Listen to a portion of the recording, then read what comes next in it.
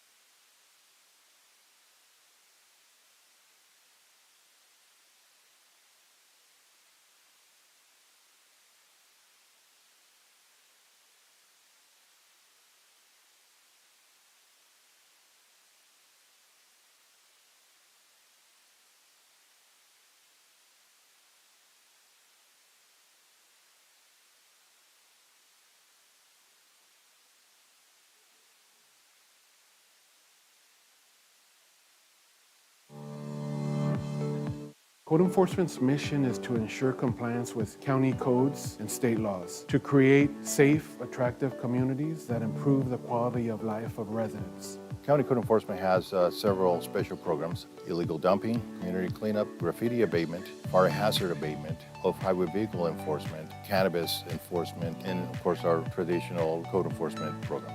Code enforcement benefits residents through our goal of leaving people better than we found them, by leaving them safer because we have addressed unpermitted construction that could affect the occupants, or by improving blighted conditions that affect not only the occupants, but the community. My role in code enforcement is to ensure that residents of San Bernardino County are following the rules and the ordinances, talking with the public more one-on-one, helping them learn the ordinances, but also talking to them as though we're neighbors, because we need to make sure that San Bernardino County is a good place to live, a good place to work, and be a beautiful place for the residents.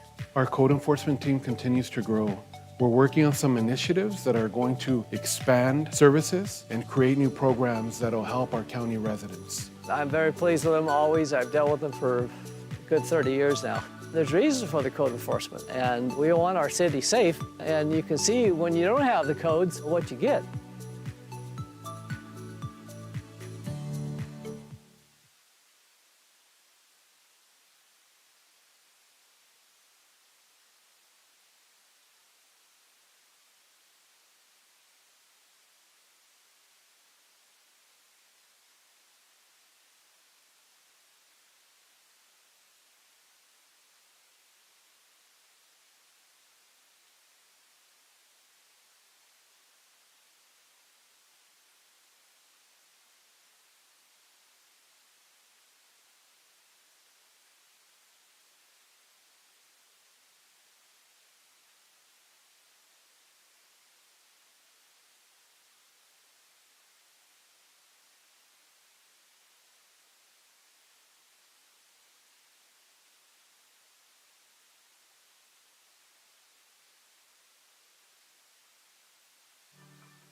I became homeless back in 2008.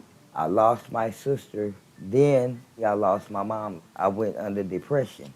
I was really sick. I couldn't walk. Tara, we met in late 2019. She was living in front of businesses along the street.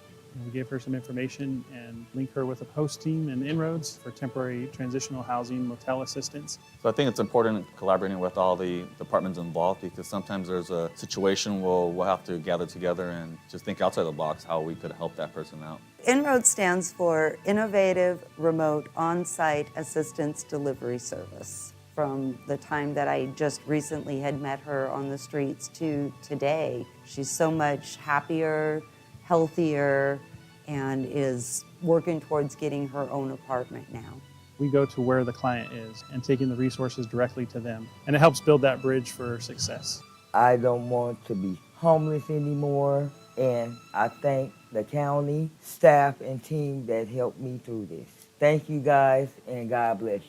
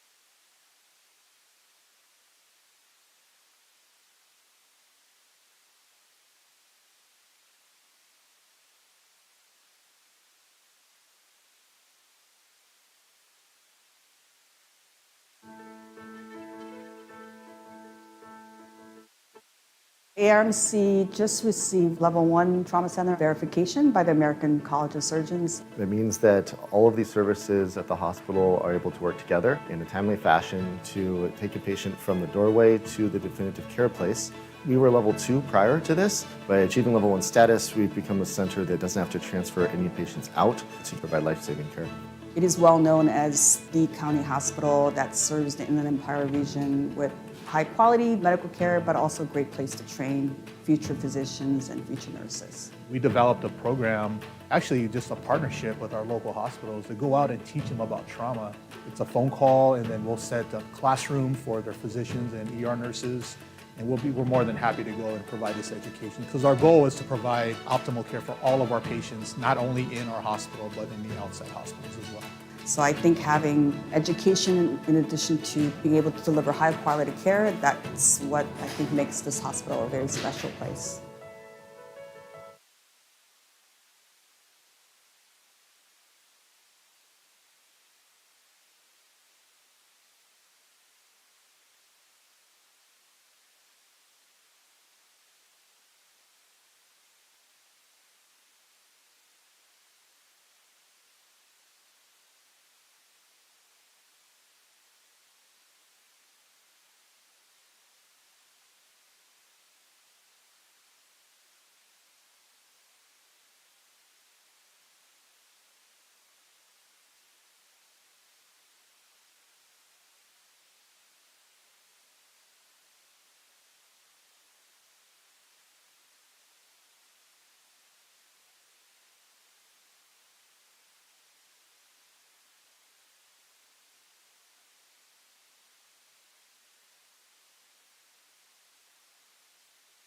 San Bernardino County has always been the biggest, and once again, we're the best. Under the Board of Supervisors' visionary leadership, we earned an incredible 160 Achievement Awards from the National Association of Counties in 2023, winning more than any other county for the second year in a row. There are more than 3,000 counties in the United States, and San Bernardino County continues to stand above them all in terms of accolades for innovation, efficiency, and public service. This year, we were honored for streamlining staff training for our homeless point-in-time count, hosting 32 animal adoption events leading to more than 1,600 pet adoptions, making building inspections easier, keeping residents well-informed and safe following the El Dorado flood, teaching children the importance of good oral health, providing reentry support to vulnerable clients following incarceration, enabling local job seekers to succeed in their careers, increasing access to healthy foods for county residents, unveiling our Curtain of Courage Memorial. And this is just a sample of the 160 national awards that San Bernardino County earned for the services we provide to our residents and visitors. Thank you to our county employees for making this recognition possible.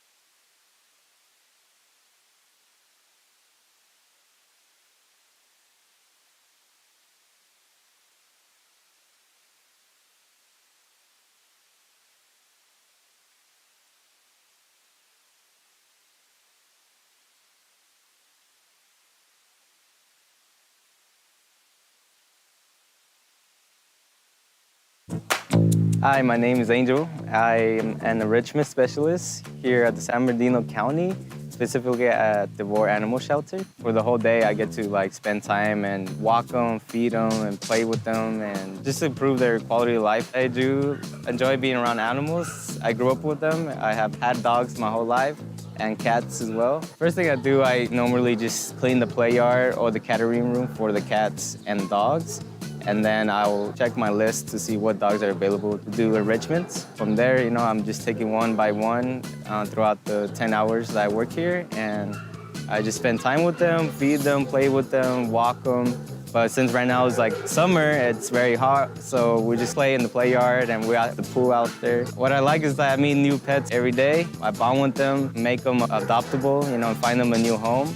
especially when it comes to aggressive or shy dogs. They typically change when we provide these enrichments for them. Once they do get adopted, that's like the best feeling. When you make a difference, such as changing their personality, you know they're gonna be adopted one day just because they're a happy animal. What makes me happy being working with the staff is that our main goal is to get these animals adopted. If you just love being around animals, this is the perfect job for you as well.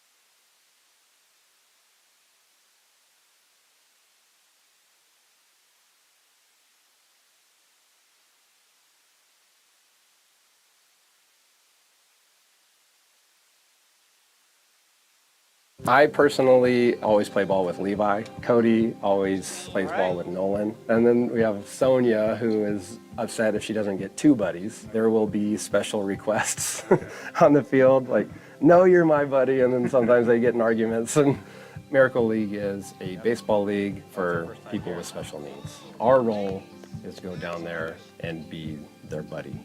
Whatever they need, help getting around the bases because they're in a wheelchair, assistance hitting the ball, throwing the ball. It's our job to make sure that nobody gets hurt. Everybody there is just having a good time. Both teams are rooting for each other.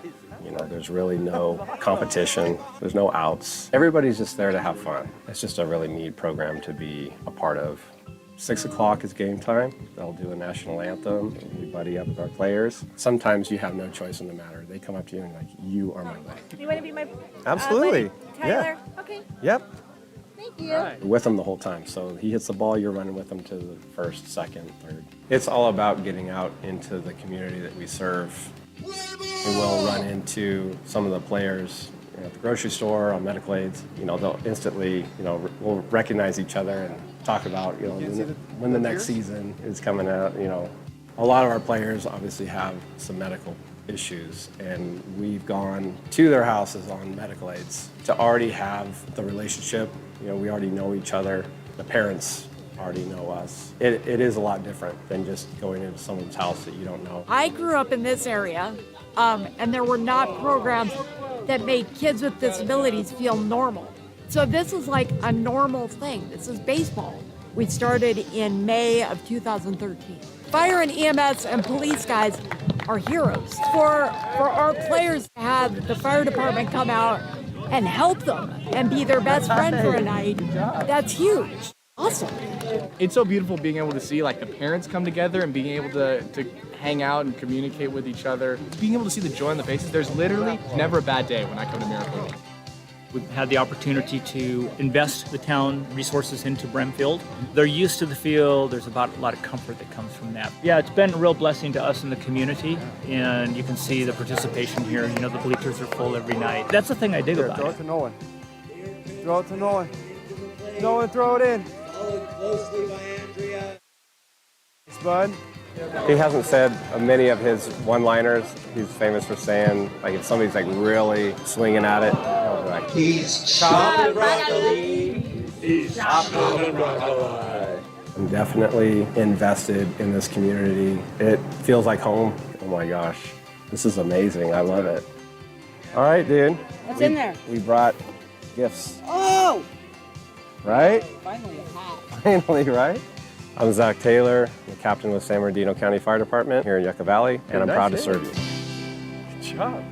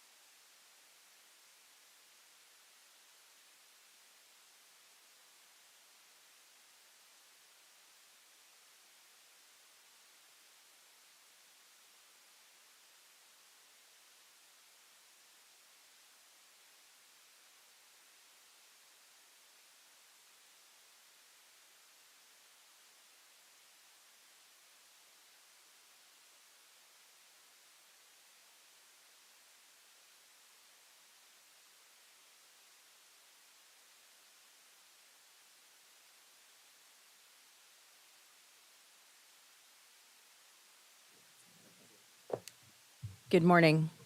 I would like to call this meeting to order. I'd also like to acknowledge the High Desert and Joshua Tree video conferencing sites, and thank you for joining us. Our pledge and invocation will be presented by the First District.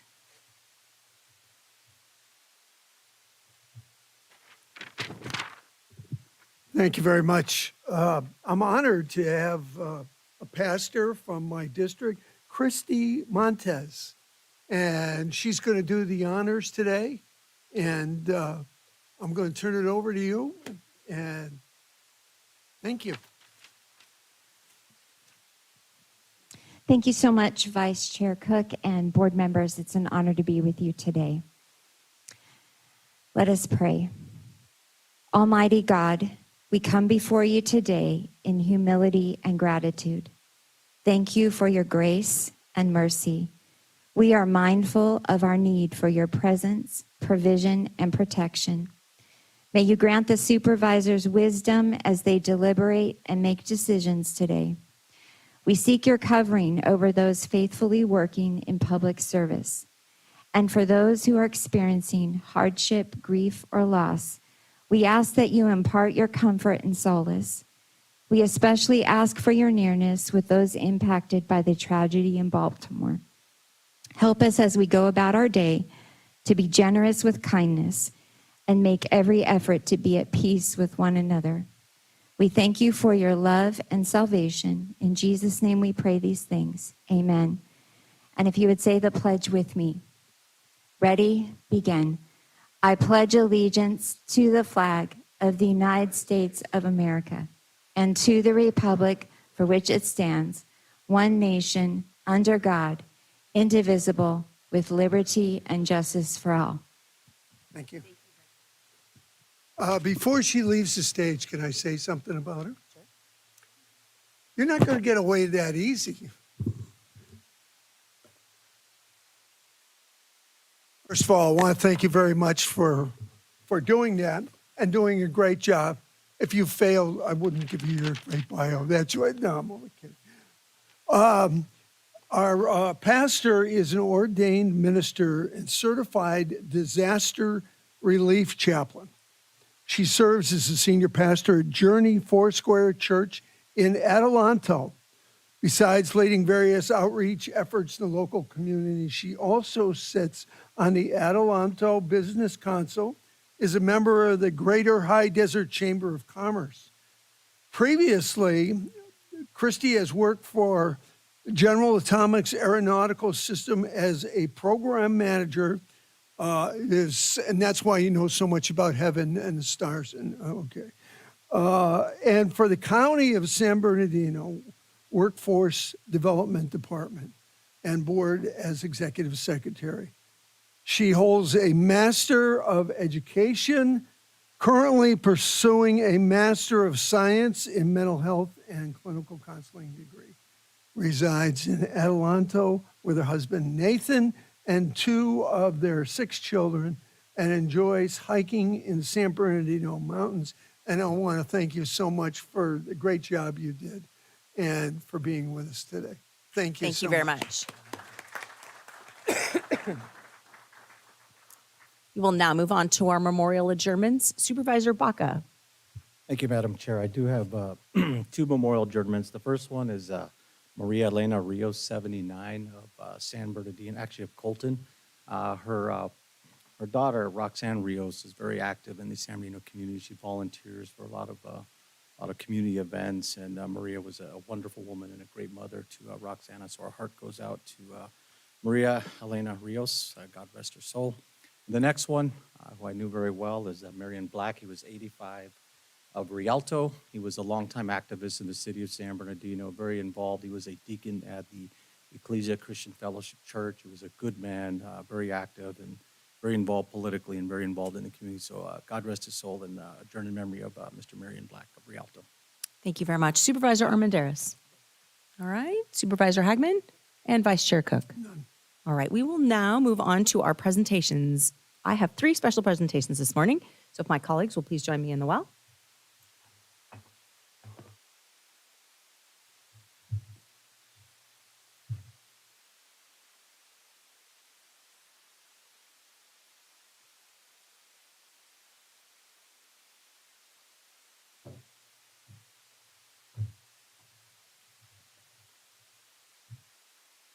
right, our first resolution this morning, I am happy to present honoring Michael Johnson, who is retiring from County Fire after 34 years.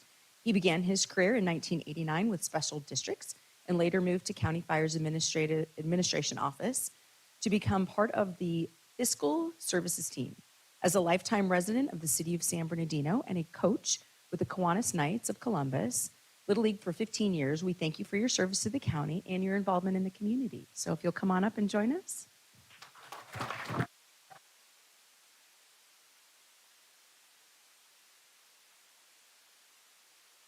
Congratulations.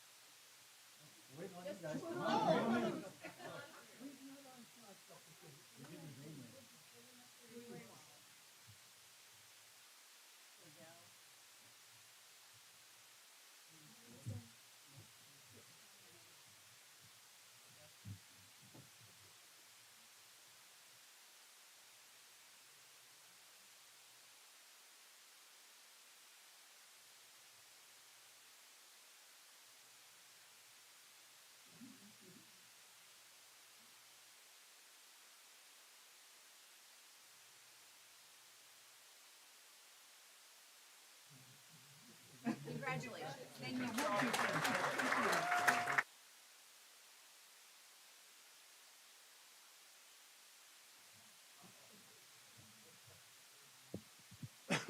Next, we would like to honor Alex Canizales after 22 years of service with the Human Services and Information Technologies and Support Division.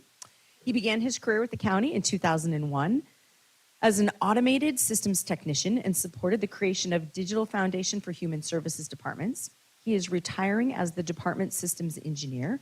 We thank you for all of your expertise in meeting the diverse needs of the IT and Human Services Department, and we wish you a happy retirement if you'll come on up and join us.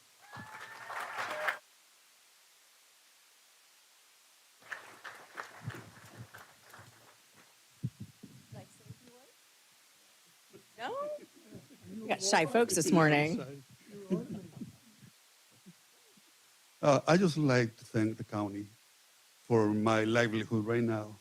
I'm very thankful. I was honored being an employee of this county.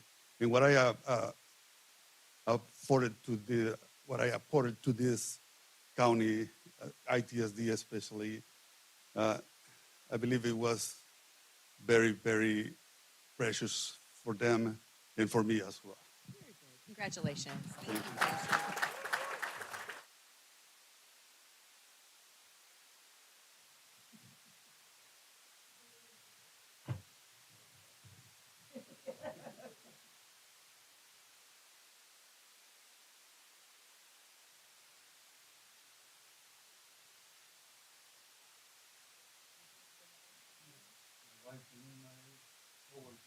Come on, join us up here.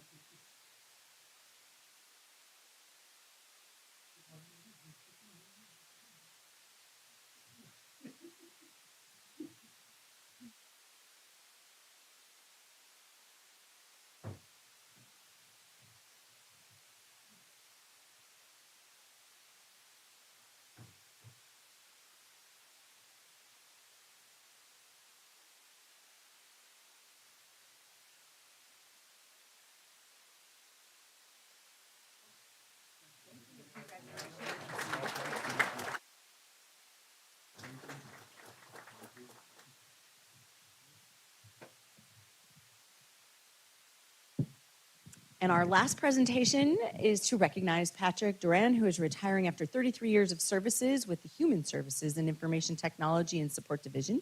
He began his career in 1990 as a programmer trainee and is retiring as the Business Applications Manager. We thank you for all of your extensive contributions to the county, and we hope you have a happy retirement. Please join us.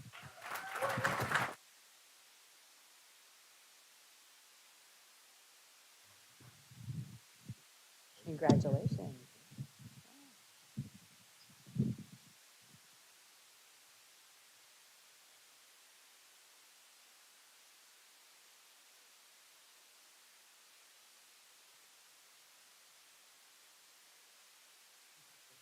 Just a few words. Well, of course, first I want to thank the county and the citizens of the county for letting me work here for all these years. Seems like a long time, but also the time flew by. This job has, of course, helped me raise a family in the county and have a great home. And then the retirement here is excellent. And I just recommend to anyone that is looking for employment out there, come to work at the county. It's a great place to work. To bring up. Thank you very much for everything.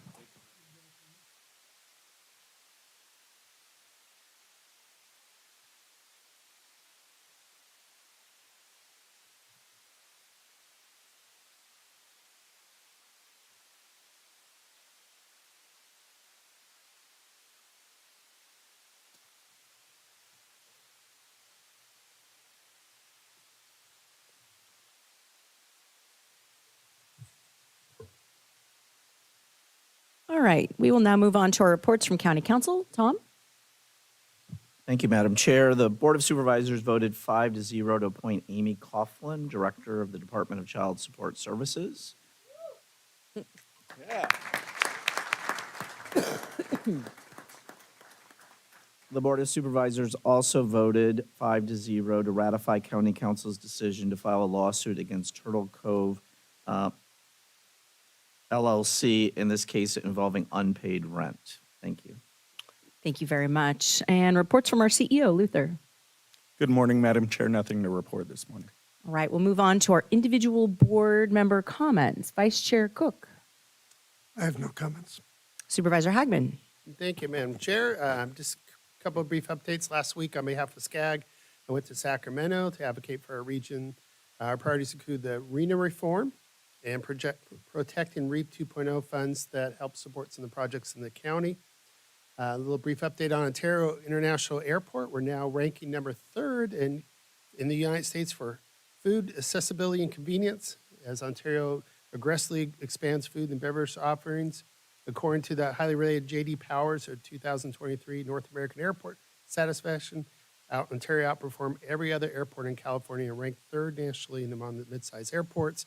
I'd also like to announce that we keep growing our flights and travel. We're up to 5.2% year over year in passenger travel and up 80% on international travel this year. So things are going well there as well.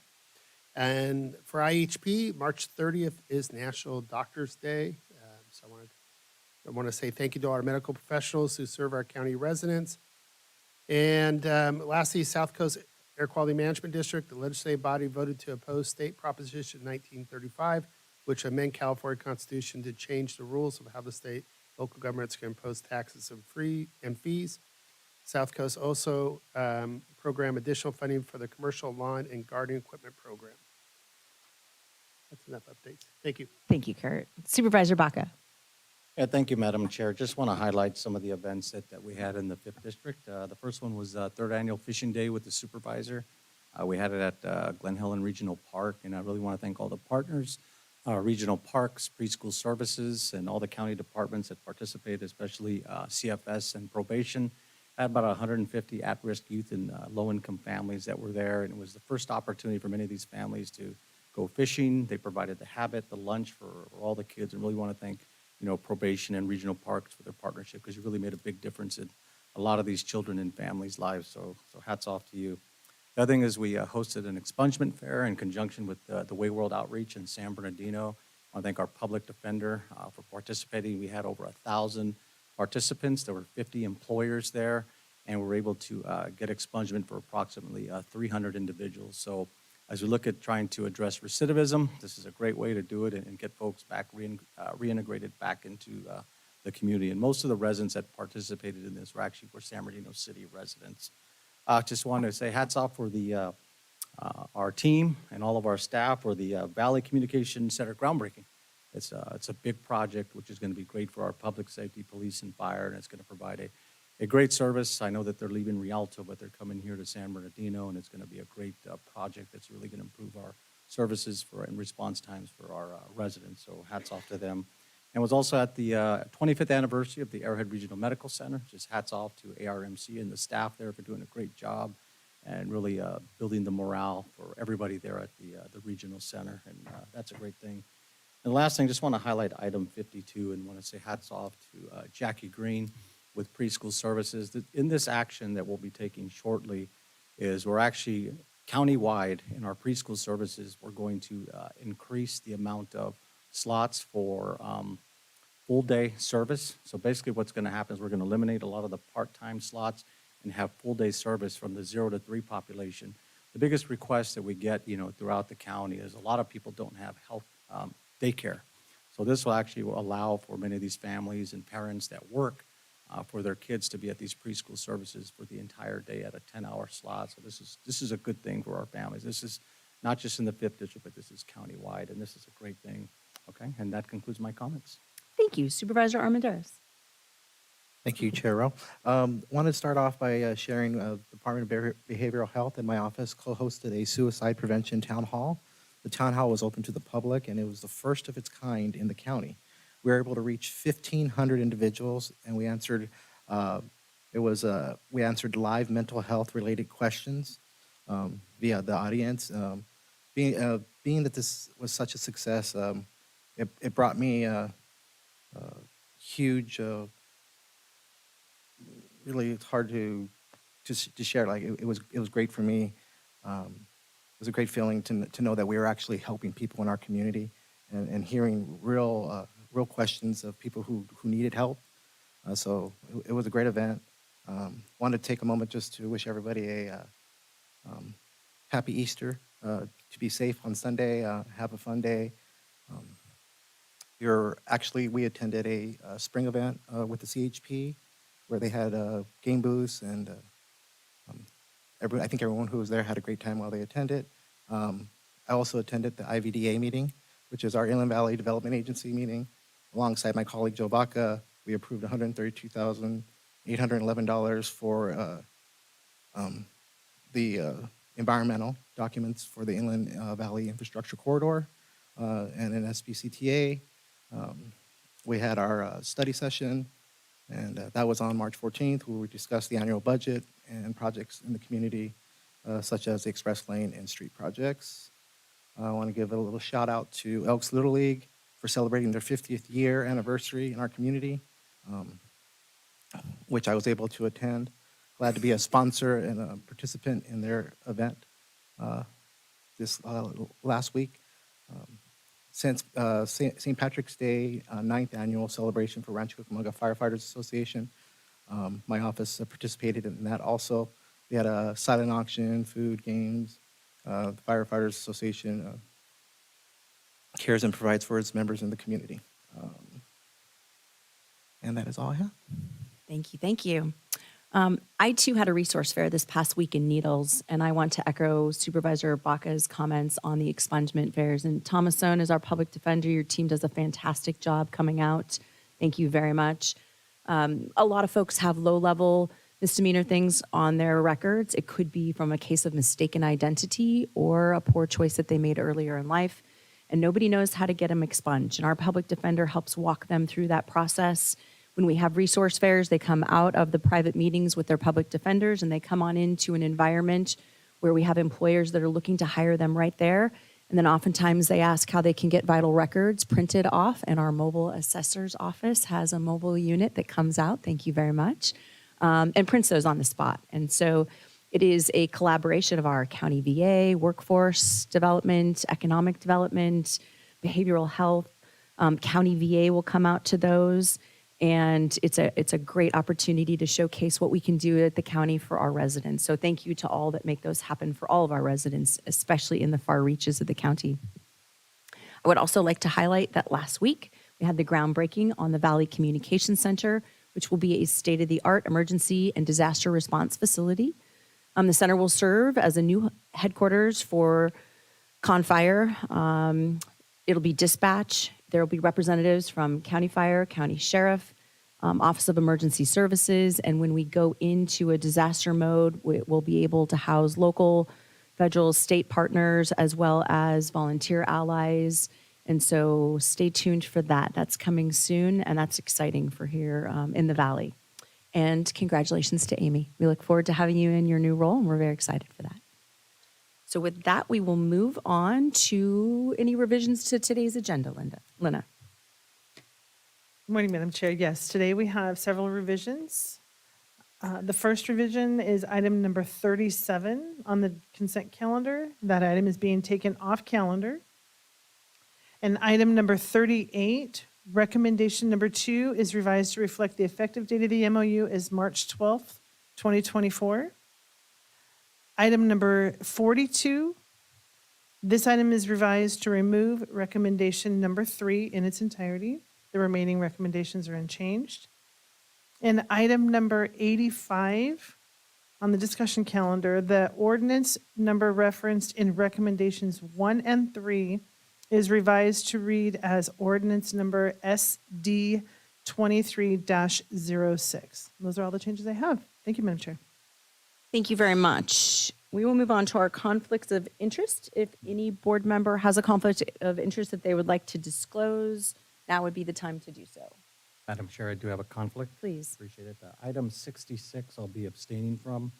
Received a financial contribution from the Teamsters Local 1932 on January 17, 2024 for the amount of $5,500. And that's also on the website on our 464. Thank you, Madam Chair. Thank you very much. We will now move on to our consent calendar, which consists today of items number 2 through 81. Are there any members of the public wishing to speak on this? It looks like I have one. Mr. Bazant. Good morning, Garth.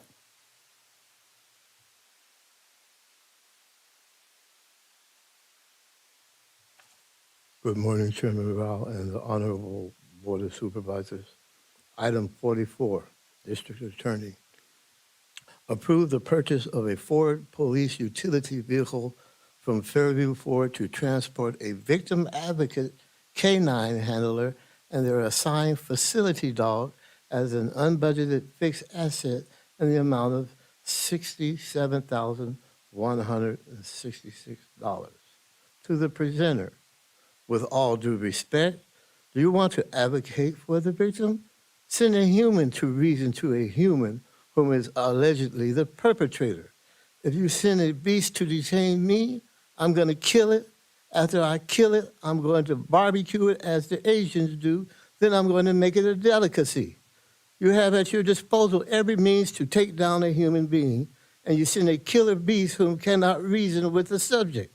It is a barbaric offense you are opting for. Imagine the beast reading you your rights. Rule Robert right, rule remain right. I kill the beast, the cops shoot me, the doctor says, this man needs some help. The cops say, we just gave him some help. Thank you very much. That's the last request to speak that I have. Do I have any board members who would like to pull an item or discuss an item? The consent calendar. Second. I have a motion from Supervisor Hagman, a second from Supervisor Baca.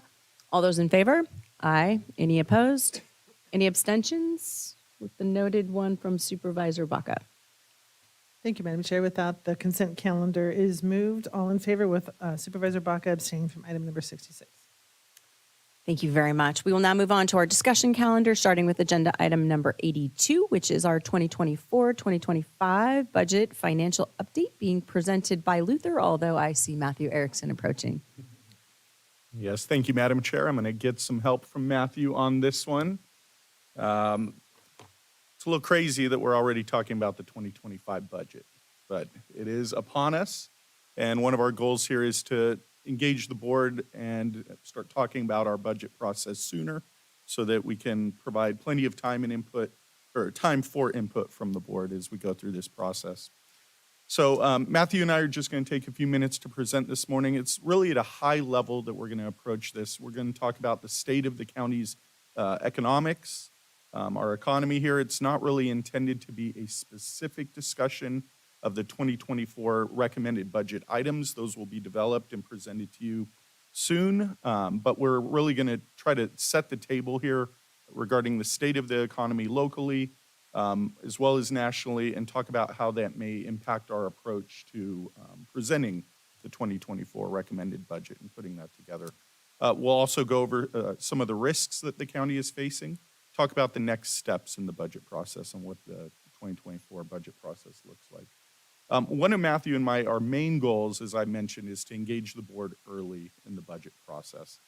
This is part of what we're doing today, and during my past performance evaluations, we've talked and I've heard from the board as far as some of those priorities, so they'll be helping inform me as far as the budget I put together and present to you in the coming weeks here.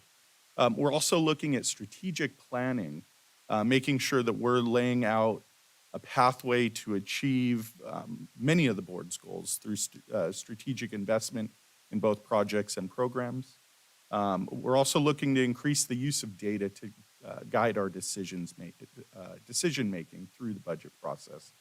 And I would classify us as careful, though confident. We have done well financially with setting the county up for rainy days, being able to weather those economic downturns. We're in a good position for that. So we're confident, though we are seeing what our economist is classifying as slower growth. And Matthew will talk a little bit more about that during his presentation. So I'm going to turn it over to him at this time and let him pick it up. All right, good morning, Chair Rao, members of the board. Matthew Erickson, Chief Financial Officer for the county. So as Luther mentioned, we are looking at a bit slower growth for the county. I did want to step back just for half a second.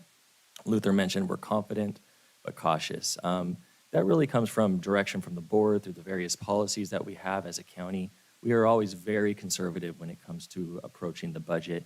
What we pride ourselves on are being able to fund the services that we do, and we're careful in making sure that we have the resources to do those. And so anytime we approach the budget, we're always coming from a conservative, careful approach, although, as Luther mentioned, we are quite confident as far as where we're going in the upcoming year. I wanted to start with just talk about the overwhelming or overarching economic driver for us as a county, but really as a country right now. And that really comes to, we've been talking for the last few years about inflation being very high, but really what's happened is inflation being very high has forced the Federal Reserve to increase interest rates. And with interest rates so high, it really creates a huge economic driver for the country as a whole to see if there is a potential slowdown.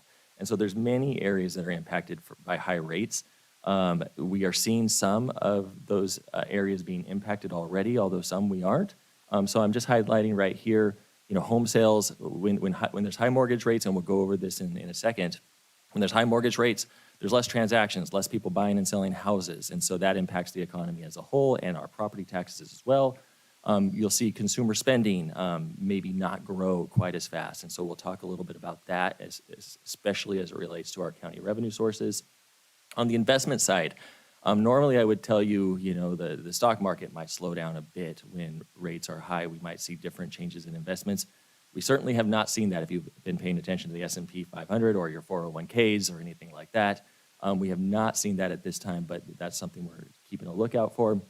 And then the labor market. Eventually, you start to see slower growth in the labor market. We've started to see increases in the unemployment rate for the state of California, for our county in particular, although not drastic. Nationwide, it's been relatively flat, but there are certainly things that we're paying attention to. Going into the slower growth model, again, we're not talking declines per se, but we're talking about slower growth. One of the reasons we're not necessarily forecasting a big recession into the future is that a lot of folks are looking at what the Federal Reserve is going to be doing with rates in the future. The Federal Reserve Board is looking at inflation. And if you look at inflation, this is for our county, actually the Riverside, San Bernardino, Ontario metro area, which is basically the Inland Empire. This is inflation most recently. And so you can see, back in January of 2021, we had roughly 2.1% inflation. When we were talking about huge inflation, that's, you can check March of 2022, it reached 10% inflation, which was pretty drastic for the community, for our employees. It impacted a lot of things. But as you can see, it's really starting to go down again. And so for our county in particular, inflation currently as of January 2024 was about 2.9%. What that hopefully means is that the Federal Reserve will determine that, hey, rates don't need to be so high right now, and they'll start to see cuts throughout this fiscal year, this fiscal year and this year. That's a predictor, we're not sure, but that is something that they're considering. As mentioned, we pay attention to what some of our economists are telling. So one of our main economists is Beacon Economics. Many of you might know Chris Thornburg. That's his group. We get reports from them. This is from a January report that they provided to us. And I just wanted to highlight the first bullet. This is directly from their report. While they do not expect an economic calamity to materialize, so not looking at drastic recession, we expect slower growth in 2024. And then these next couple bullet points just focus on kind of, I wouldn't say conflicting information, but just kind of some of the dilemmas we have when we go into projecting specifically our property tax revenues. We have seen home prices continue to appreciate, but then on the flip side, we have seen the sale of homes and buying of homes decline. And so we'll get into that a little bit more as I go over some of our revenue sources and the primary revenue sources that we have. Were there questions? I'm sorry, I should stop for a second. All right, great, thank you. What I wanted to do is go over a couple of our big revenue sources that we as a county have that are particularly impact the general fund. There's two big resources that I talk about often with our departments, with the board, that really impact our county finances. It's sales tax. Sales tax, not so much that it impacts the purely discretionary general fund of the county, but because it impacts a lot of our departments that are general fund departments. So we receive restricted sales tax associated with different realignments that happened within the county from the state to the county over the years for our human service departments and our public safety departments. As you all know, those departments are highly impacted by the general fund as well. And so when there's declines or increases in this source, it impacts the entire general fund as a whole. And so what you can see is these are percentages increases or decreases in our Proposition 172 half-cent sales tax. This is a public safety sales tax that impacts our sheriff's department, district attorney, and probation departments. What you can see is, we had relatively stable growth all the way from 2014-15 through 2018-19. It was growth, and these numbers that you're seeing, it's percentage growth or declines year over year. And you can see it was anywhere between 2 to 5% increases that we had for several years. And then we had the pandemic. 1920 is when March of 2020, closing of businesses, we started to see the impact on our sales tax. We had projected that there would be huge increases or decreases, in sales tax. But in reality, what we saw from 2021 through 2023 is some pretty extraordinary growth. When you see 11 and 17%, those were pretty extraordinary. We saw roughly 90 from a $200 million in receipts one year. Through 22-23, we roughly received $290 million. So it's quite a bit of additional resources that were available to those specific departments to help pay for some ongoing programs. But what you can see is in 22-23, we started to see that growth slow down. And then 23-24 is just for the first 6 months of this year. Those are collections so far to date. It is seeing a bit of a decline so far. I wanted to go over particularly how our board is very conservative in its approach to budget and why, even though we're starting to see a bit of a decline in Prop 172, we're able to have some slow growth going into the future year. And so this is that revenue source specifically as it relates to our budget. So this first slide, and this first chart, as you can see, this is the actual revenues we have received in that restricted source of Prop 172. We, in 21-22, had 278 million receipts, as I mentioned. It grew in 22-23 to almost 290 million. And then 23-24 and 24-25, those are projections currently, based off one of our economists, John Husing. He's been around for quite a while. He helps provide projections for our Prop 172 half-cent sales tax. You can start to see there's some decline and then some slight growth going into the future. we as a county are very conservative, and so I wanted to show you how we budgeted over the years as it relates to those receipts. So in 21-22, and this was frankly a lot tied to we were not sure as we were building the budget going into 21-22 what the economy was still going to do. Remember, this is still in the relatively early phases of the pandemic. So we had only budgeted in 21-22 $208.7 million. It was extraordinary receipts that we received that year. And so what we've been able to do, although we've continued to see relatively stable amounts coming into that resource, we've been able to slowly build the departmental budgets over the last several years to basically make its way back up to our receipts. So even though in 23-24 we're basically seeing flat, we had budgeted $271 million this year, but we're estimating to still receive, even with a decline, $277 million. That allows us to go into next year to build up to that $277.9 million that we're estimating to receive this year, going into next year effectively. And so we can still see we're going to be able to grow slightly in from 23-24 to 24-25, about $6.5 million in revenue we're still going to plan for. But it's not, so it doesn't need to be a decline, it's just slower growth that we're seeing. Any questions on that one? All right. I wanted to jump a little bit into just what we're seeing on the property tax side of things. It's not necessarily the amount of property tax we've seen, but just some of the dilemmas we have in projecting property tax. As I mentioned earlier, this first slide, it shows our annual home listings for San Bernardino County. And in 2017, we were in roughly the 3,000 mark of new home listings as of January, and currently we're just under 2,000. And so as you're seeing, it's a decline that we're seeing in home listings. What that does is the less transactions that we have, there's less buying and selling of homes. That does not allow us to capture any assessed valuation growth that might be in the market. And so even though, maybe there is an appreciation in home prices, when people are not buying and selling, that it does not impact our property taxes that we receive. And so we won't see as large increases potentially as what we might anticipate. I did want to show you what the median home price is doing, though. It is continuing to grow at this time. So to the extent that maybe rates do decline in the future, maybe mortgage rates go down, that could potentially free up the amount of people that want to buy and sell their homes. To the extent that median home prices stay high, that would allow our property taxes to grow again.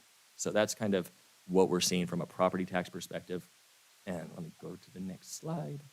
Oop, I went too fast. There we go. So this just leads us into kind of where we're headed for the budget in the upcoming year and some of the things we're looking at. I did want to highlight just on the right side of this slide, just the conservative nature by which we budget. We in prior years, so this is as we have seen a lot of the growth over the last several years in the county, we have seen basically the board approve several different mechanisms for us to set aside ongoing funds that can be used in the event of a future recession to help us potentially cut. And so prior year funding that we've set aside for I call economic uncertainty has been $69 million ongoing. That includes such things as we've set aside a $30 million ongoing building replacement reserve. So every single year, the county is setting aside $30 million towards building replacements into the future. Those fund balances are building so that when we have to replace buildings, we have money available to do that. But in the event of a recession, that's a place that we can go to go and maybe potentially cut that back a little bit. So rather than hitting programs within the county or services that we provide, instead what we go and do is potentially reduce those types of things. So we've had $30 million in a building replacement reserve. The board set aside ongoing funds for retirement reserves, a building acquisition reserve. So several of those things, and all of those things combined are roughly $69 million of a buffer that we think we have. Going into the next fiscal year, kind of some of our assumptions based off of some of the data that we've received so far. We have a conservative property tax growth model. We are looking at, for the upcoming fiscal year, as well as all the future fiscal years in our 5-year forecast, we're planning for 3% property tax growth. I will tell you that's pretty conservative. My hope is certainly that it comes in higher than that, and then what we would do is build that into ongoing budgets into the future. Just for comparison, over the last 10 years, we've seen roughly 6.6% property tax growth, so annualized. So it's been quite a bit above that because of the decline in home sales, we're trying to take a conservative approach with that. As I mentioned, with sales tax, Proposition 172 is a good example of the sales tax slowdown. From 22-23 through 23-24, departments received $50 million ongoing in new program fundings. Those were different programs that the sheriff, DA, probation were able to do within the county budget over the last couple of years due to that increase I was showing you just a second ago. We are not planning for any program growth going into next year with those funds in particular because we just don't feel they're available. The $6.5 million I showed you in the increase to budget, that's going to be going towards basically what we call cost to maintain services, which means just funding existing programs with increased costs for things like employee MOU increases and things like that. Jumping into what we are planning, I just mentioned employee MOU increases. In our 5-year forecast, we're looking to plan for roughly $187.6 million ongoing in new general fund expenses through our 5-year forecast to fund across the boards and any MOU increases that the board may approve during that time. The next one, this is one I've been waiting for a long time. I don't know if Luther might even want to take it because he's just been very excited about it. I'll let you, because All we've been talking about this for a decade. Yes, it's just exciting for us. I've been talking to the board anytime I've come up about pension obligation bonds. The county has had pension obligation bonds. We issued pension obligation bonds in 1995 and 2004. When we issued them in 2004, the final year of paying that debt on those pension obligation bonds was fiscal year 23-24. That's this year. So fortunately, we are not going to have to pay for those going into next year, and that creates a lot of retirement cost savings for the county as a whole. For the general fund, it's not just the pension obligation bonds, but a lot of different variables that are going into our pension cost are resulting in roughly $44.5 million of ongoing savings. That's through our entire 5-year forecast. Next year is pretty significant, primarily due to those pension obligation bonds. So that's just an exciting thing for us as we want to see those retirement rates go down. And they're quite high currently, so we're excited for them to start going down a little bit. And then lastly, the last item we really wanted to talk about was our human service programs.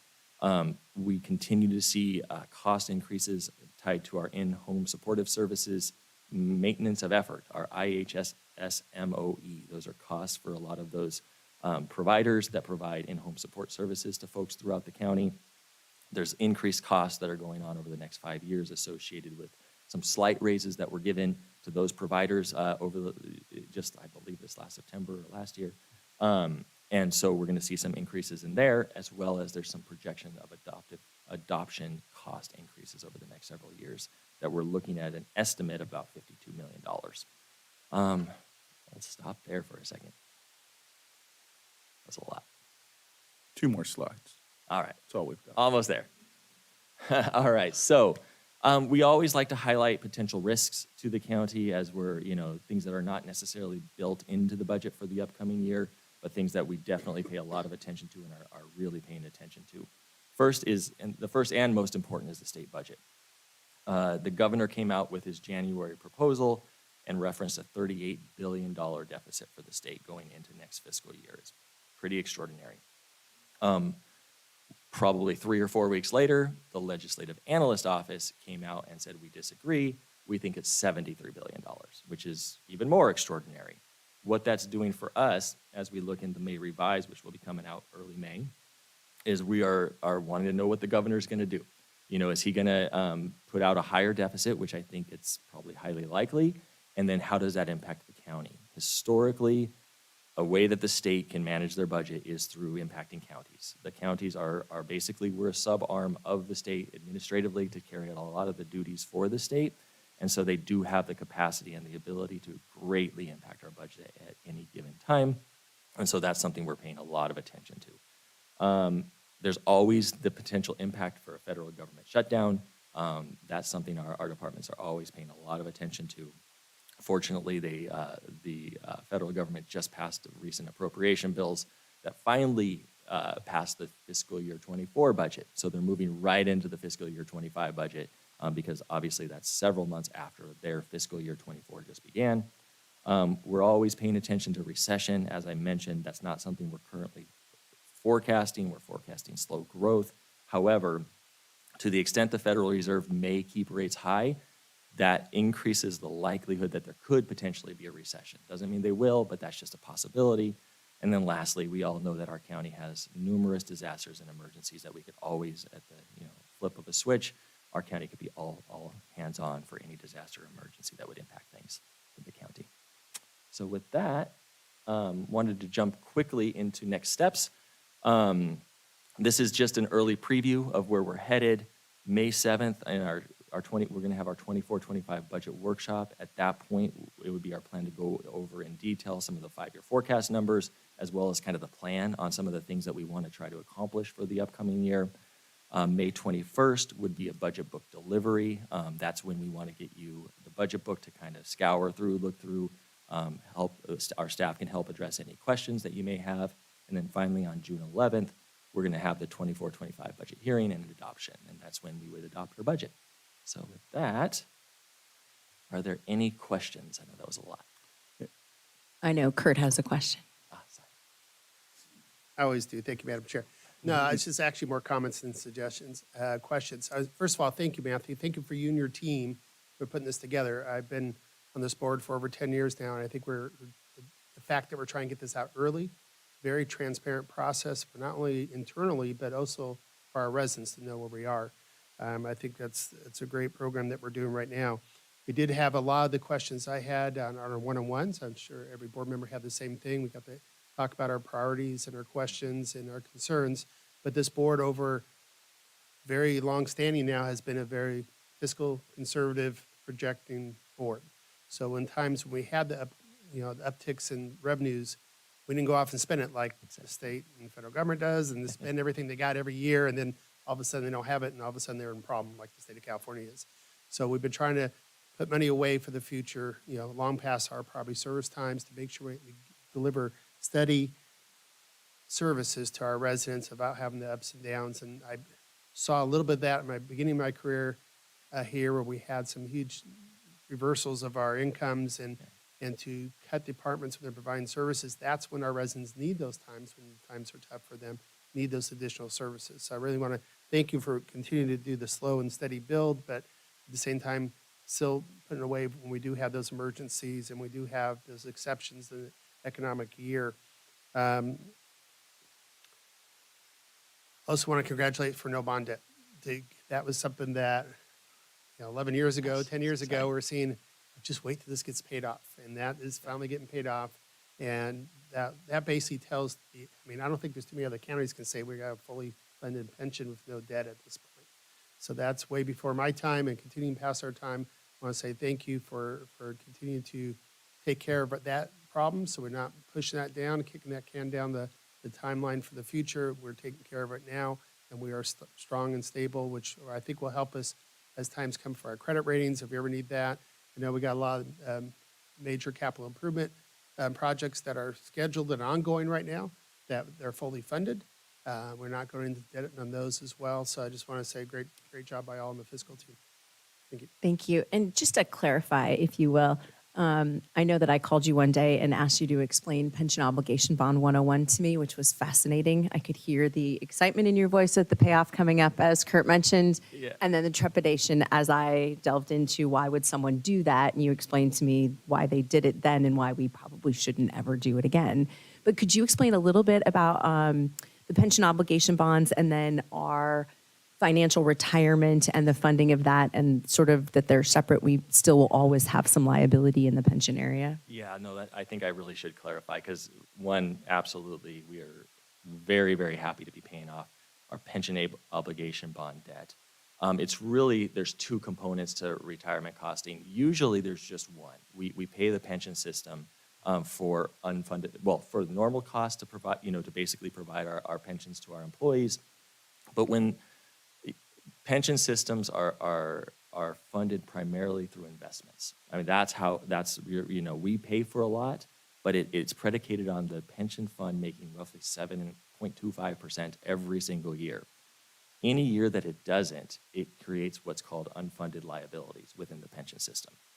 So way back in 2008, there were huge liabilities that were created when there was the huge recession and the market crashed. Our pension system lost almost 25% of its value, That was billions of dollars. So I want to clarify, the pension system itself still has quite a bit of unfunded liabilities that are associated with it. But what we did back in 2004 to pay for some of those liabilities to the pension system is we borrowed money. And that's what a pension obligation bond is. It's the county deciding, hey, rather than paying off this liability over a very long time, we're just going to, in this 1 year, we're going to pay off, it was hundreds of millions of dollars that we borrowed to pay off some of that liability. And so that pension obligation bond, absolutely, it's good. I mean, everything you just said, it's great for our credit ratings. It's on our books, from a pension obligation bond standpoint on our books. And so that will be gone away. That's fantastic. On the flip side, you will still hear about unfunded liabilities in the pension system that we are still paying off a lot of. And so it's just as a point of clarity, it is something that we as a county have as part of our retirement rate still. We're funding unfunded, it's called UAAL, unfunded actuarially accrued liability, pension liabilities. And so, yeah, we're going to still be paying those off over several years. Although, just as a highlight, I mentioned, we're going to have savings over the next several years. Some of it is tied to paying off some of those unfunded liabilities as well over the next 5 years. So yeah, just as a point of clarification. And it's great, with those funds, we can use them to do a number of things. We can increase compensation to employees to try to recruit and retain folks, which is great. We can use it to repurpose for other purposes, which programs and projects. Or we can use it to try to advance pay down some of our other debt. It just depends on what the best use of the funds is at the time. So we love the flexibility that level of savings brings us. Supervisor Baca. Yeah, thank you, Madam Chair. Just want to congratulate Matt and his team for being good financial stewards of our county budget. If you look over the last few years, this county has been able to make significant investments. I mean, granted, we received, CARES Act money, ARPA money, which has really, really helped address some of the issues. I know we've used some general reserve money to make significant investments, and we've been very blessed with great revenues. But I appreciate you sharing with all of us the potential either decline or stabling of revenue. I mean, it gives us as a board an opportunity to make good policy decisions going forward with many things. If you think about, the struggles the federal government has, the struggles the state government has with their budget, many of our local school districts are laying teachers and employees off. We're in great shape. I mean, that's a testament to Matt and his team. And I met with a financial consultant about a week ago, and he was observing our budget, and he was just amazed that we didn't have any bond debt. He was just, astonished by it, because many other he's done work for other government agencies, and he was just amazed that we've done a great job. But I think this really helps the board, especially getting ahead of it early, make good financial, fiscal decisions going forward with this county. So I appreciate the good work and just want to say thank you. Thank you. Any other comments or questions? No, Matthew, I thank you for everything. Now, as the SB Sarah rep to our board, I've learned an awful lot. The actuarial assumed rate of 7.25 causes me sleepless nights, as I'm sure it does you as well. Yeah. And I never understood what that was before. So there's an awful lot of pressure to perform, and it impacts our county budget here. So I thank you for the partnership, the education, the opportunity to learn from you, and to represent our county employees' interest over there at SB Sarah. So we will look forward to your timeline upcoming for our workshop. And if there are no more questions, we'll move on to our next agenda item. Awesome. All right. Thank you very much. Thanks. I think you're stuck with me.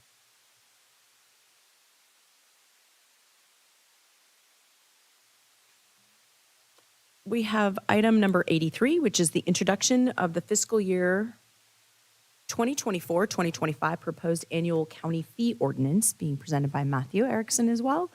We're going to have one presentation for items 83 through 89, and then we will take each item as a separate vote.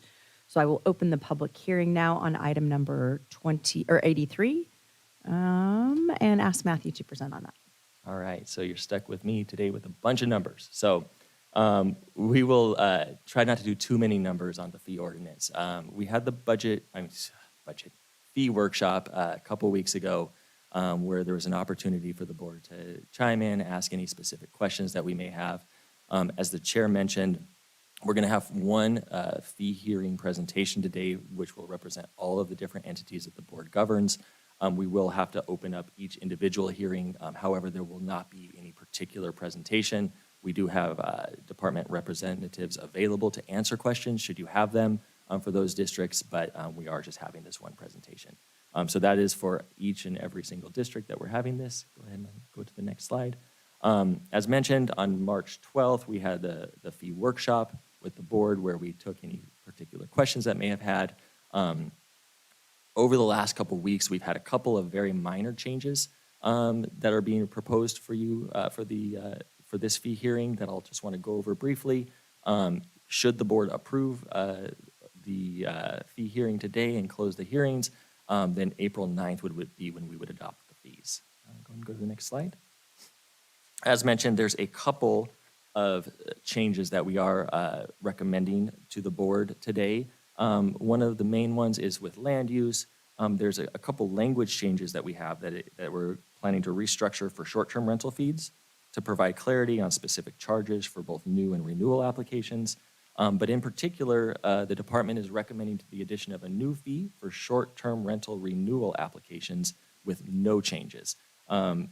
Typically, there's been a $600 fee for short-term rental renewal applications, period. But sometimes there's changes to the short-term rental, whether it's a change of ownership or some sort of change of ownership or a different management company that oversees the short-term rental. When there's no changes, we were able to look into the fee structure and find that we could charge a slightly lower rate. And so rather than the $600, they're recommending a charge of $550. Then next, with fire protection, really what they're looking at is the deletion of 4 fees for administrative efficiency in a couple of the sections, as well as some minor language changes to clarify fees for their records. With that is the only changes being recommended for the fee hearing compared to what was presented at the fee workshop. Any questions? Any questions? Kurt. Do my Government Finance 101 for our residents who may be watching. Fees are not general fund revenues. They go through to pay for the services, and they can't, we try to adjust them to the actual cost of giving those services. And so it's not, the extra doesn't go into the magic pot, and doesn't mean we always estimate correctly, so sometimes we have to augment from the general fund to pay for some of the things. Parks, for example, we're supposed to pay for our parks from the people that come use the parks by driving in there, but we always seem to put more in there. And then for the special districts, they are a separate entity, a separate legal entity than the county in general, even though we, the board members and the staff, manage these special districts. So a lot of the road districts, a lot of the, even as far as the fire district, it's a separate legal entity that retains its own income coming in and has his own budget, which we're reviewing today, and that's why they adjust their internal fees. Again, sometimes the money we collect through those sources do not fully pay for it, so sometimes we augment it with general fund. But I always get that question from my residents, what's a fee versus a tax? These fees are ones to provide services that our residents get in direct service of that. And correct me if I'm wrong on any of this. A good example I like to use is our Sheriff's Department is a general fund department. We pay full of that through our general fund. A big portion of our general fund money goes to the Sheriff's Department. The fire district is a special district. It has its own source of revenues, has its own budget, and we do have to augment the fire district, keep the levels we want somewhat, but mostly it's self-contained. Thank you. Absolutely. Thank you. Supervisor Baca. Yeah, Madam Chair, just want to highlight a few of the fees that were increased in the 5th District. I know that streetlight districts, which are very, very minimal, a lot of our streetlight budgets, which are special districts, are very, very small. So some of these were increased minimally. I know one of our sanitation districts in the 5th District has not seen an increase since 2014.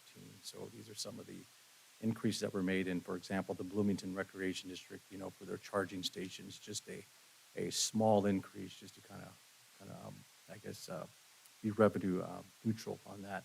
But, one of the highlights in there, it's not just fee increases, but in regional parks, punch card and token fees were removed at Glen Helen, which is a good thing. And the other thing is not just fees, but discounts for group swimming. So there are some positives, not just fee increases, but also some potential discounts for our residents. So I just think it's important that we highlight that for our residents. Thank you, Madam Chair. Thank you. Any other board comments or questions? I do not have any requests to speak at this time, so I will close the public hearing and bring it back for a motion. So move. I have a motion by Supervisor Baca, a second by Supervisor Hagman. All those in favor? Aye. Any opposed? Any abstentions? Thank you. With that, Madam Chair, the item number 83 passes unanimously. Thank you. Agenda item number 84 is the introduction of proposed fee ordinance for Big Bear Valley Recreation and Park District. So I will open the public hearing. I do not have any requests to speak on this item. Do I have any board member comments or questions? Seeing none, I will close the public hearing and entertain a motion. So move. Second? Thank you, Supervisor Baca and Supervisor Hagman. All those in favor? Aye. Any opposed? Thank you, Madam Chair. With that, item number 84 passes unanimously. All right, item 85 is the introduction of the proposed fee ordinance for the Bloomington Recreation and Park District. I will open the public hearing. I do not have any requests to speak. Do I have any board member comments or questions? Seeing none, I'll entertain a motion. So move. Second? Thank you. I will officially close the public hearing and ask for all those in favor. Aye. Any opposed? Thank you, Madam Chair. With that, item number 85 passes unanimously. Thank you very much. Item number 86 is the introduction of the proposed fee ordinance for various boards governed under county service area and zones. I will open the public hearing. I do not have any requests to speak at this time. Do I have any board member comments or questions? I will close the public hearing and entertain a motion. So move. Second? Thank you, Supervisor Baca and Supervisor Hagman. All those in favor? Aye. Any opposed?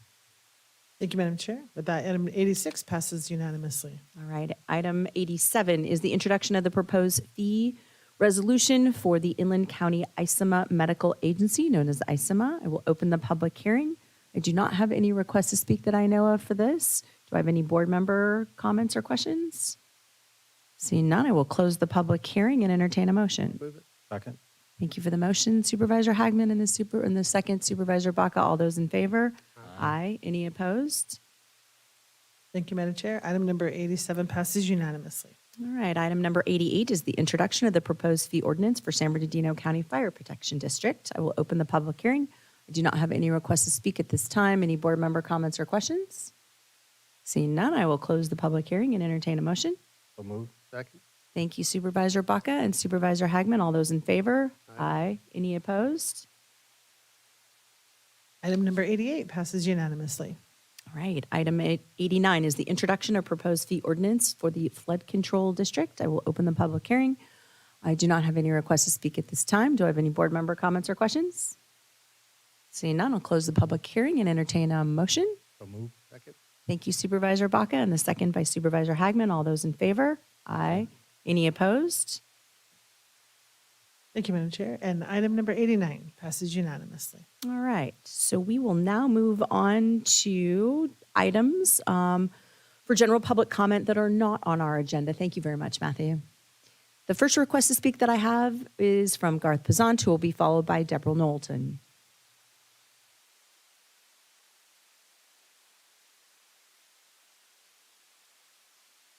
Good morning. Proposition 1, Senate Bill 326, Assembly Bill 531, the BHCIP. Are we to isolate the vulnerable in institutions, facilities, and voluntarily commit them without informed consent? How is it wrong to support their families in a free society? Since when has the state of California been accountable? A prime example, imprisoning our natural citizens in over 50 California institutions, record-breaking in slavery. The transformation of mental health services is not Governor Newsom's idea. The idea is from the pharmaceutical witch doctors, including God-defying psychologists and others whom persuade the rich to investing for profit, victimizing test victim humans. Whatever it takes, they are not kidding. Do we really want our Medi-Cal funds wasted on Frankenstein? Let Prop 1 give the LGBTQ their own region. The vulnerable refuse to become isolated pet dogs. Our only hope is a class action lawsuit pinpointing the express needs of such vulnerable peoples, stressing family involvement and independent living. Behavioral Health Access Unit is inaccessible. Its administration, led by Ms. Cisneros, is evasive. They send immediate staff to counter the client's complaint. They do not provide advocacy for the patient. Criminal law attorneys are attempting to make it a law for the clerk of the court and that no friend, representative, relative, nor legal assistant of the defendant can retrieve documents without the defendant's identification card. The attorneys make sure that the defendant is detained as they intercept the defendant's identification card, that he nor one can assist his case. Do you want someone to speak for you and who does not give a darn about you? Psychologist versus God. The psychologist has taken the place of God. Can a psychologist set the boundaries of the sea? Can a psychologist control the order of the universe? Can a psychologist calm the winds, set seasons, a rainbow, and create lightning? Can a psychologist come from no beginning and have no end? A psychologist will come into this earth born from flesh, and he will return to the ground dead. Can he really do battle with God? In the psychologist's belief in evolution, I have one question for the missing link. Where's my daddy? Thank you very much. Deborah Knowlton, who will be followed by Joanne Jennis.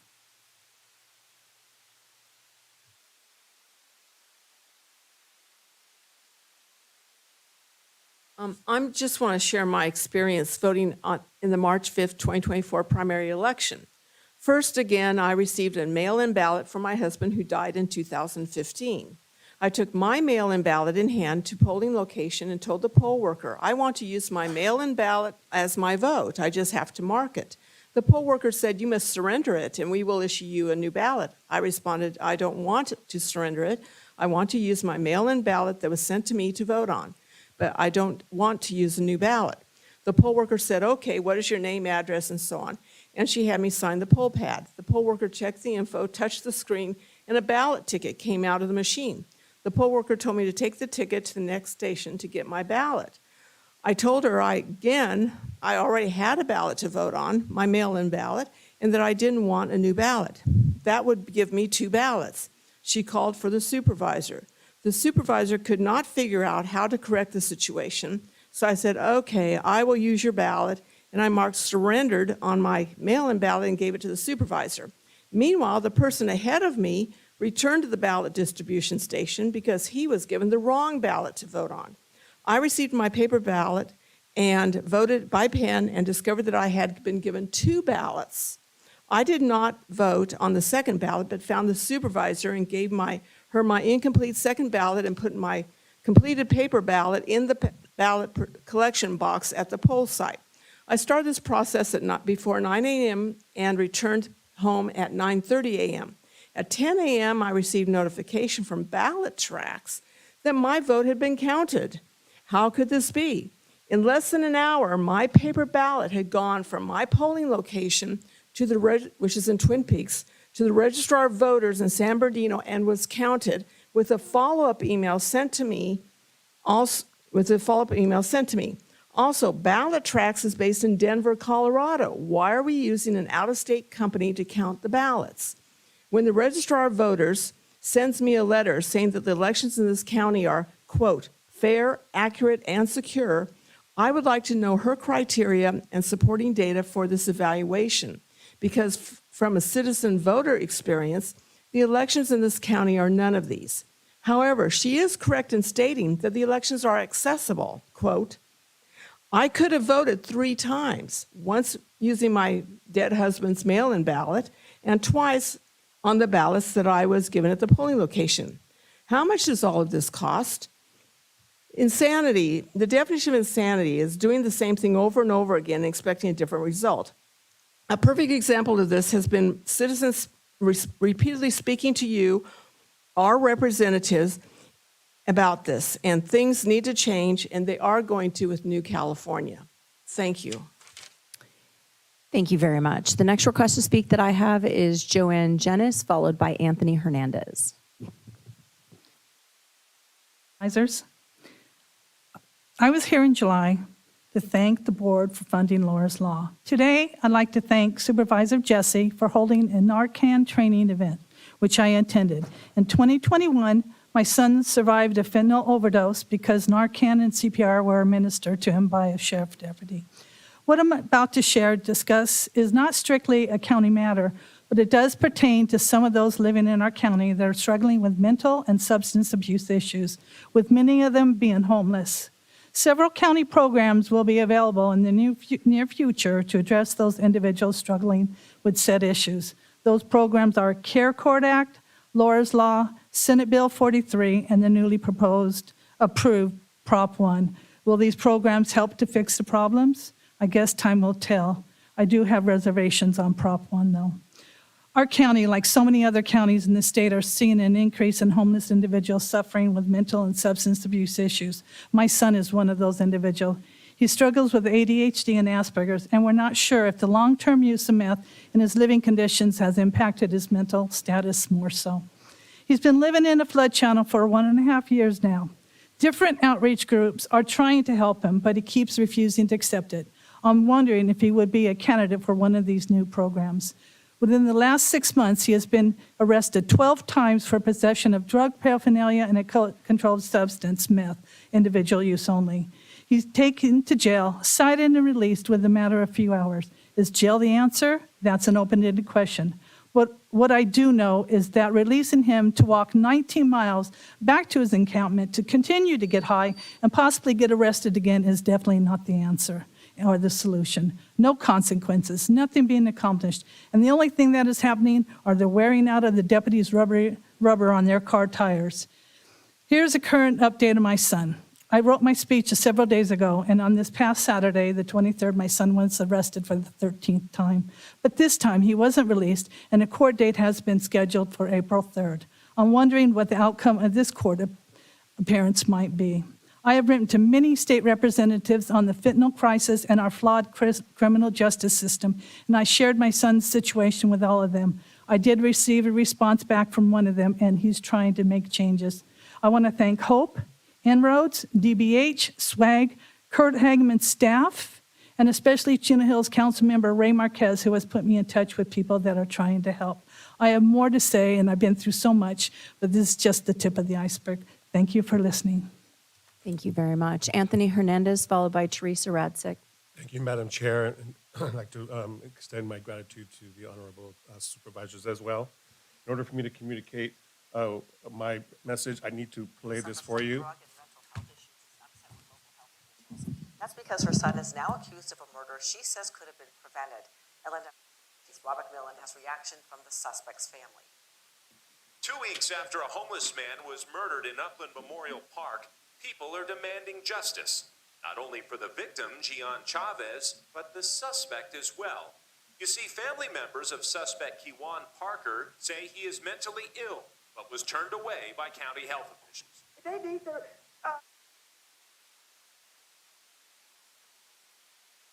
Sean Parker says her son showed up at their apartment a couple of months ago with drug and mental health issues. They say he was hearing voices, believing that someone had molested his daughter. According to the family, Parker thought he found that person in the park the night of December 21st and killed him. I guess it is mom. The person that did this to his daughter was so.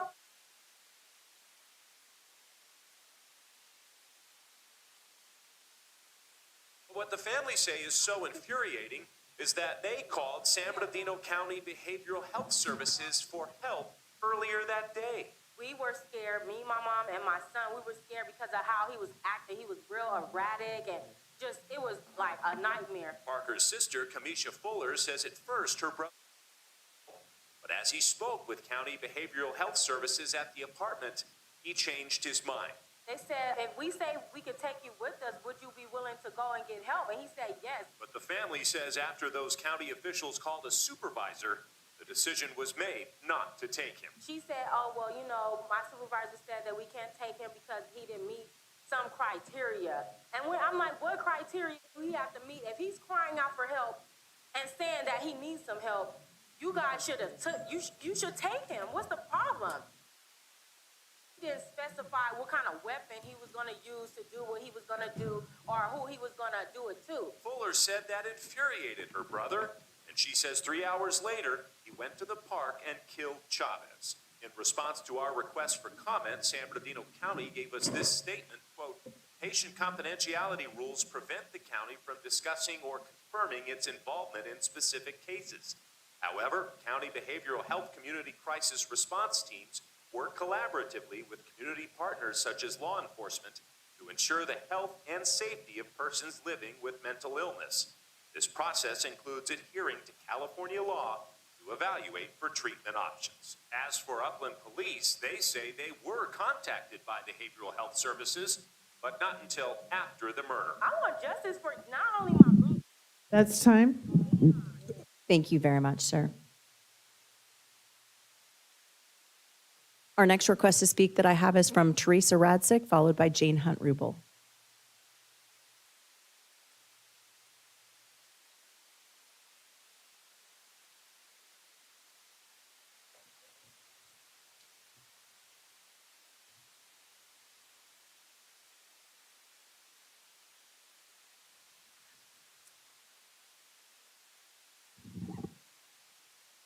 Do you realize that we are still counting ballots from the primary election on March 5th? And no official results until April 5th? There was a 29-day voting window before March 5th and a 27-day window to count the ballots afterwards. That's a 2-month voting window. What could go wrong there? Some have bought into the political theater that our elections are fine.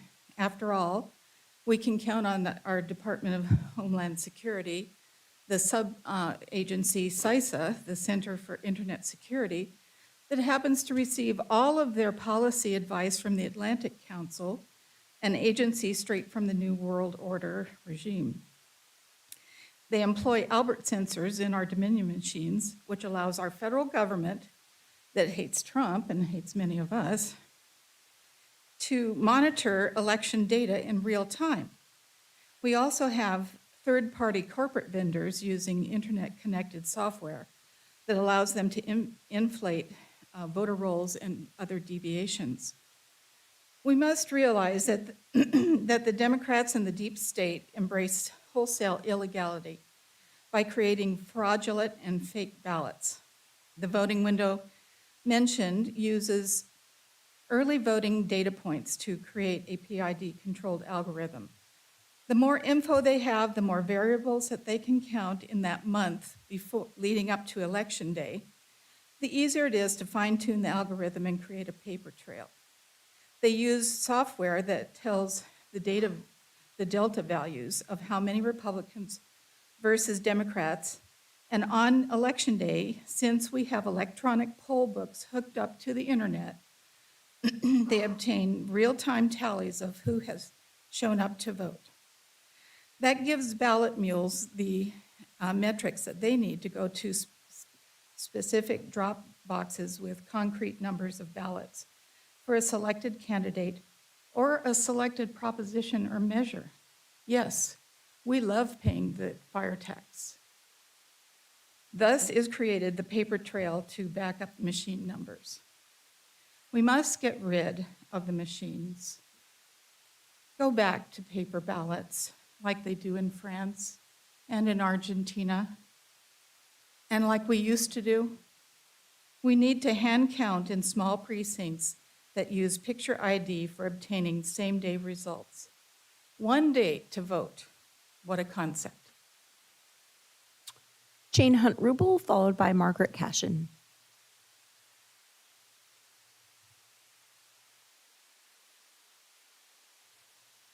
Good morning, Jane. Good morning, board members. In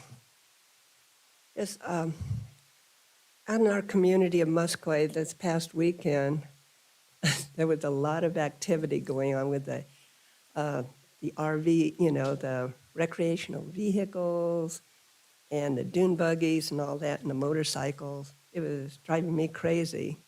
But anyway, I think at another meeting, maybe last year, or maybe in January, I brought up that fact that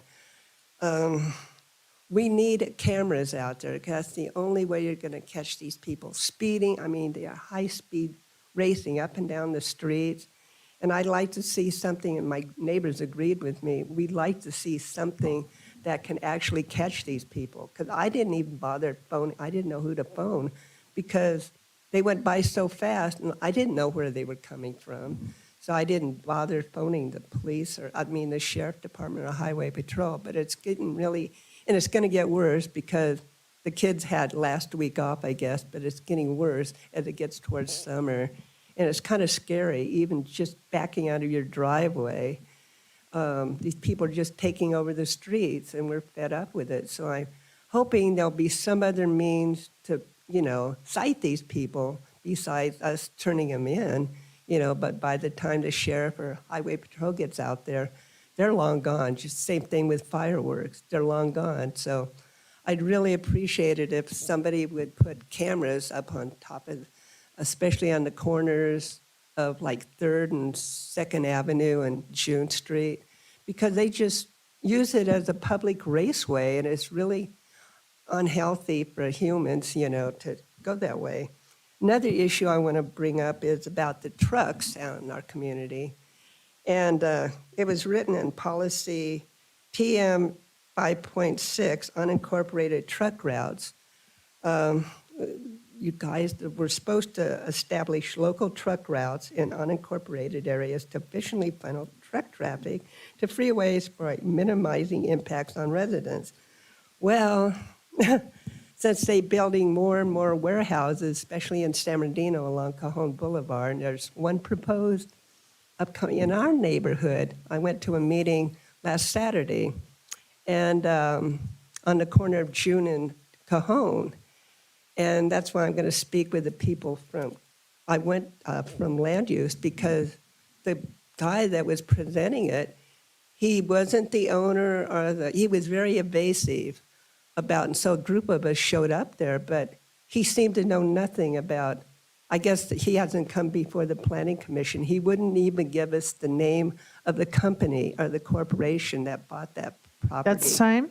Thank you very much. Thank you. Margaret Cashin, followed by Veronica Golub. Hi, thank you. Here to advocate for better animal welfare in San Bernardino County. I want to acknowledge the Board of Supervisors as well as Department of Public Health. I know behind the scenes work is being done to improve animal welfare in the county, and I want to thank you all for the strides you have made. Thank you, Josh Dugas and Jennifer Osario as well for your hard work. This does not go unnoticed. Potential TNR programs are in the works, and foster programs at DeVore seem to be in the works. It's unclear, but it feels like the Board of Supervisors may not have any say over Apple Valley Animal Shelter operations. The statistics for Apple Valley Animal Shelter cats since 2009 consistently year after year show that anywhere between 60 to 80% of the cats at AVS get euthanized. This is based on studying the approved town budgets over time. It's public information. It feels like suggesting canceling the county's contract with Apple Valley Animal Shelter is difficult to do because there may not be an alternative plan in place. But would it be unreasonable prior to re-upping the contract to make some additional requests and/or stipulations in exchange for renewing the contract? One request that doesn't sound too outrageous is more transparency. Valley Animal Shelter puts out intake disposition reports on a monthly basis. As an example, a little over 12% of the cats showed up on their website. In January, for February, less than 20% of the cats showed up on the website. And this is based on studying the intake disposition reports and monitoring the AVAS's website daily. It's unclear if they are understaffed or don't have time to get all the cats into the system. It's unclear if it's as simple as switching over the software system. DeVore and Big Bear and many shelters use a computer system called Chameleon, which is what many shelters in the county use. This means when animals enter the shelter, it's immediately documented and the image and data is seamlessly uploaded to Pet Finder for the general public. Another comment, this probably feels like an unachievable request, but I will restate it. Space is limited at DeVore Animal Shelter. Last year's statistics for the cats only was not bad, an 80% save rate. Rescues play a huge role. They can probably absorb more cats and help improve the statistics. However, challenges exist. The close quarters means viruses and Communicable diseases spread easily, so rescues are saddled with high vet bills. For the cats, there are 3 rooms, one for adoptable, the hospital room, and then the rescue-only room. The rescue-only room is about 20 feet by 10 feet, and half of this is dedicated for the use of staff and the vet, and the other half, about 10 feet by 10 feet, houses 21 kennels for rescue-only cats. More than 50% of the cats that cycle through the shelter are in this room. It's about the size of 2 dog kennels. I haven't counted the number of dog That's kennels. time. Thank you. Thank you very much for your comments. Veronica Golub, followed by the speaker with the name of Les. Good morning. There are currently over 3,800 signatures on my petition asking you to cancel your contract with Apple Valley Animal Shelter, or AVS. Last week, AVS killed 21 highly adoptable dogs and puppies. Most of them, they're less than 2 weeks. 10 of these dogs came from SBC. That's 48%. We found fosters and rescues for some of them, but it didn't matter to the staff. They killed them anyway. Some behavioral notes on the ones killed. Stripe Cooper, 239040. He seemed to adore the human attention. He gave kisses and sat next to the handler to accept all the petting he could get. Frank, 239143. As soon as he was out of his kennel, he climbed right into the handler's lap and made himself at home. When the handler attempted to move, he began to bury himself in between their arms and legs in hopes the cuddles wouldn't stop. Samantha, 239165. Samantha is a playful and lively young girl. While out for her walk is when Samantha's personality started to blossom. She began to jump and run, trying to play and interact with other dogs and staff. AVS killed a mom and her 6 10-week-old puppies for space last week. The 7 of them occupied 1 kennel. They didn't have 1 kennel available to keep them alive a little longer so that rescues could save them. While you're paying AVS $85,843 every month, they in turn have a contract with Stiles Animal Disposal Services for $5,490 every month. The disposal service is a recurring fixed expense and has no maximum limit on the number of animal carcasses that are being hauled away. It doesn't take a rocket scientist to figure out that it's more cost efficient for AVS to kill the animals instead of wasting their time and resources to save them. This contract commenced on July 1st, 2023, doubling the amount you were previously paying AVS from $500,000 annually to over $1 million annually. That same day, the town manager of Apple Valley, Doug Robertson, who oversees the shelter and negotiated this new contract, received a 10% salary increase, earning $24,929 monthly. The contract also included a one-time capital payment to increase kennel space. What exactly happened to that investment? Where is the mobile kennel unit that they supposedly ordered? Since the contract commenced in July, AVS has killed over 2,100 animals. They are located out of the way for most rescues and adopters. Transport is difficult to find and expensive. Numerous rescues refuse to work with AVS because they make things as difficult as possible. I hear this time and again. AVS charges rescue fees to save the youth-listed dogs, unlike other shelters. I know your staff was looking into options in lieu of renewing AVS contract again, which expires in June. I hear that VVAPL might be entertaining offers to lease out their empty shelter space. Please have your staff reach out to them again. Thank you. Thank you very much. The last request to speak that I have is from Les.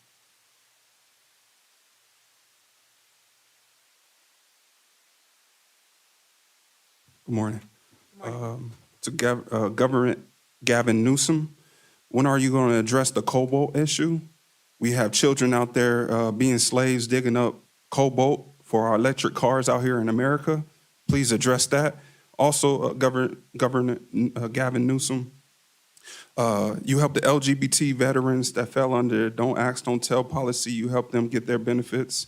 Now you're helping the homeless get with their benefits as well. But when are you going to address the African-American veterans that didn't get any of their benefits? Right now, they're actually being, the VA is being sued because they withheld benefits from the African-American soldiers. And I would like to take a moment of silence for the veterans that did die for this country. And if it wasn't for them, this country wouldn't even have the power that they have now. Okay. And then also, I see that you guys pray at the beginning, but you guys' actions show different. When are you guys going to hold CPS accountable for allowing their workers to basically give children to known child molesters. You guys still haven't had them come up here to this panel, to this little table to address the people, to us. You guys still haven't hold them accountable for that. My bad for rumbling on. I see you guys hired more sheriffs. I would love to see the sheriff department to investigate those child molesters that did get those children, because I heard that they fled to Mexico. So I would love for y'all to go to Mexico, go get those child molesters, because low-key CPS did traffic those children to known child molesters. So that's the definition of trafficking. And then also, Joe Baca, that middle divider, please take that out. I feel like the fire department and the police and the sheriff department should say something about that, because that middle divider downtown is heavy, too much traffic, especially when the orange show comes and they throw their events. It's so much traffic that you can't even get out of downtown. Even when you try to take the side roads, you can't even get out of the side roads because there's so much traffic. So just imagine someone's house is on fire in this ward, Ward 1. The fire department not going to be able to get to them, you know, but I go to the fire department, express that, they agree, and then they say that they can't say nothing because it's politics. But then when their issues come up, they say something. So it's it sucks being a community member. The compost. I would love for you guys to get the compost for those restaurants. Get that compost, well, not even say compost, but I would love for you guys to give that food to the homeless people instead of just throwing it away. What's the point of that? And then you guys can always weigh the food that you guys get from the restaurants, give them a tax break, you know, so it's a win-win for both situations. Even the residents, we shouldn't be taxed for no compost. That's time. Thank you, sir. That is the last request to speak that I have. We stand adjourned. Our next regularly scheduled Board of Supervisors meeting will be held here in chambers at 10 a.m. on April 9th. Thank you very much.